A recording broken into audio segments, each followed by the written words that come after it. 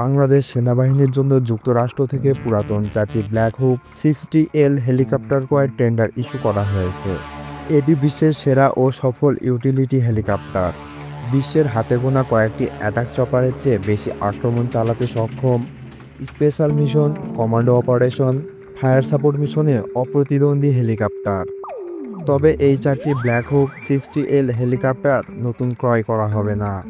এগুলো হবে যুক্তরাষ্ট্রের বহরে বর্তমানে সার্ভিসে আছে এমন হেলিকপ্টার, যেগুলির বয়স 20 বছরের কম।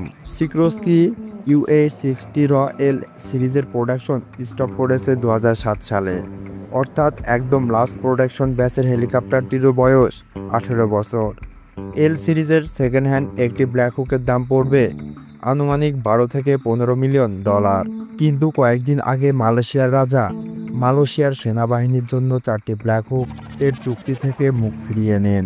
তিনি এগুলিকে ফ্লাইং কফিন আখ্যা দিয়ে এবং পুরাতন 30 বছরের মতো হওয়ার কারণে, যদিও চুক্তির ক্রয়ের জায়গায় 5 বছরের জন্য ভাড়া নেওয়ার কথা ছিল প্রায় $57 মিলিয়ন বিনিময়ে।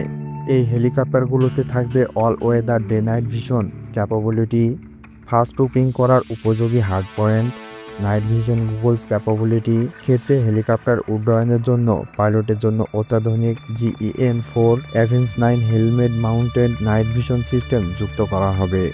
এই টেন্ডারে হেলিকপ্টারগুলোর কনফিগারেশন চাওয়া হয়েছে standard configuration, VIP transport, medevac configuration এবং ট্রুপস ট্রান্সপোর্ট কনফিগারেশন।